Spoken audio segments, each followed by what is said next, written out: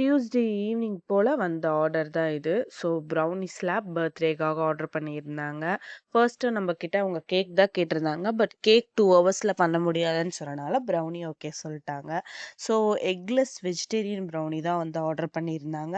5:00 சொன்னாங்க. 7:00 நாங்கள் கிளம்பிடுவோம். ஸோ அதுக்குள்ளே வேணும்னு சொல்லி கேட்டனால நம்மளும் திங்ஸ்லாம் வாங்கிட்டு ப்ரிப்பேர் பண்ண ஆரம்பிச்சிட்டோம். ஸோ வீடு பக்கத்தில் தான் இருக்குன்றனால நானும் ஹஸ்பண்டுமே போய் டெலிவரி பண்ணிட்டு வந்துடலான்னு சொல்லிட்டு கிளம்பியாச்சு. ஸோ என்ன இதில் ஒரு மிஸ்டேக் ஆச்சு அப்படின்னா, அந்த ப்ரௌனி கூல் டவுன் ஆகிறதுக்கான டைம் வந்து நம்ம கொடுக்கவே இல்லை. ஏன்னா 2 ஹவர்ஸ் தான் இருந்துச்சு. அதுக்குள்ள நம்ம எல்லா ஒர்க்கையும் முடிக்கணுன்றதுனால டைம் பத்தல. அதனால நட்டல்லாவும் ப்ரௌனியும் மெல்ட் ஆயிடுச்சு.